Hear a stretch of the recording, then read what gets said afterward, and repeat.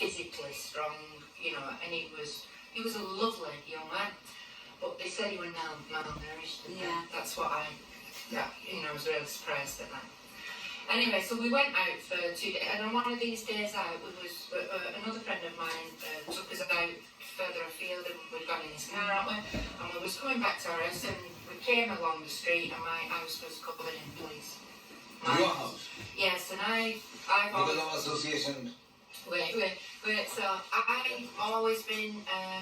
I've lived in the same house for over 30 years. Right. I worked in the NHS. And I've got egg whites all on my balcony. Quiet lad. I used to just have a little dog, and I've known these neighbours all my life. Right. And I've never done anything wrong In the system. Yeah. So basically, I saw all these police, and I just knew that it's got to be connected to Kevin and Boy.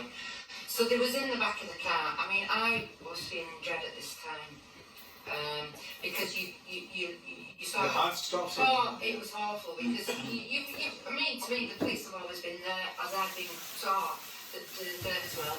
Yeah. And all of a sudden now, they look like they mean business outside my door. Yes. So I said to my friend, carry on. Yeah. Carry on. Driving. Yeah. Stop. Yes, which we did. And They saw you? no, they didn't see us. And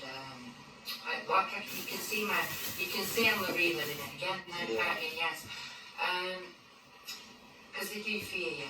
Yes. And, you know, as far as I've never done anything wrong in my life. And I'm a good character of judgment of everybody. And anyway, so we drove to another friend's house, and we was all shook up and what have you.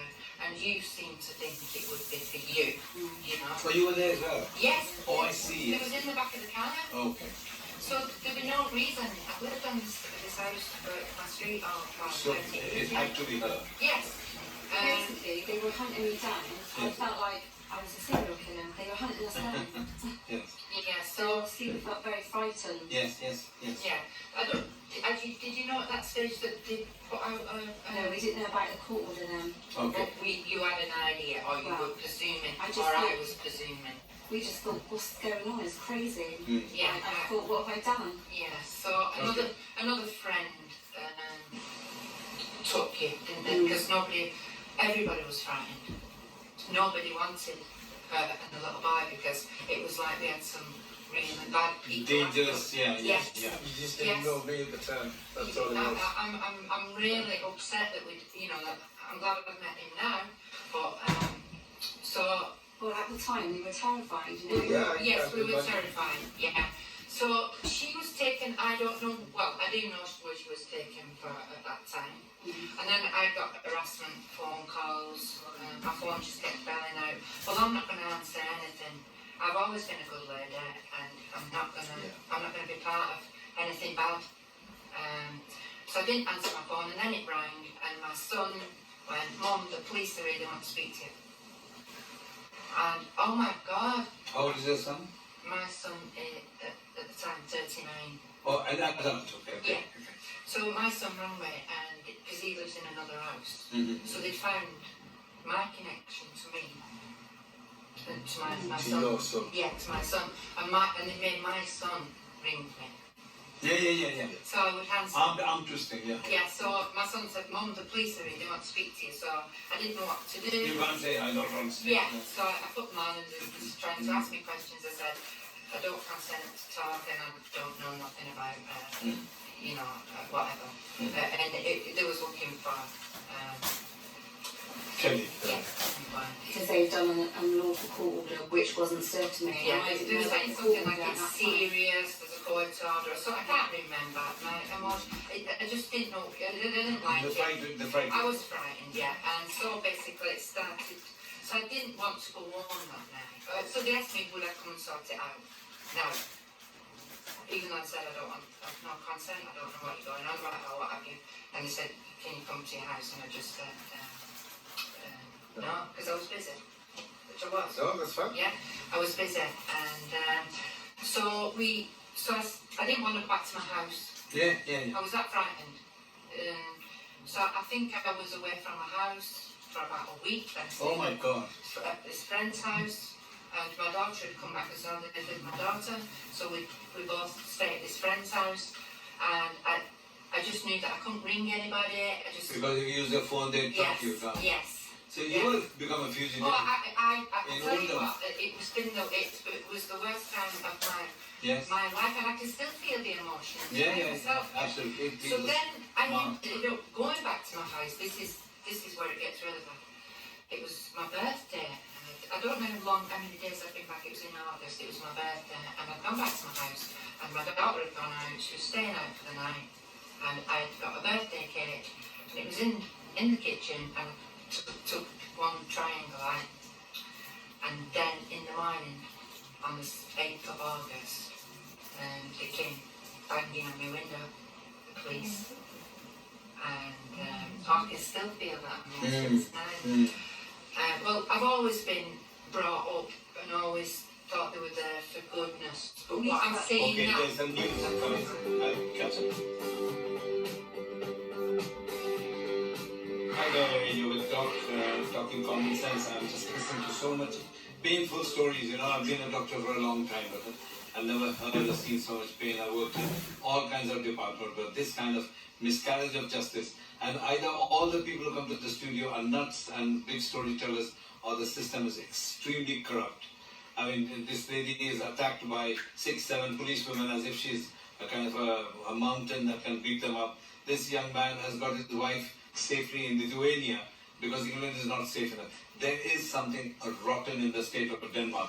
So let's hear the rest of the story. So go on. So it was the day after my birthday, it was the 8th of August, and it was around about 9 o'clock in the morning, nobody was in, and then all of a sudden, I was startled, somebody had come into the garden, into the front, And tapped on the window. through the window, Yeah, yeah. and I like, well, you could see through, he came right close, so I've been seeing, I couldn't hide, or I probably would have just been quivering inside. Yes.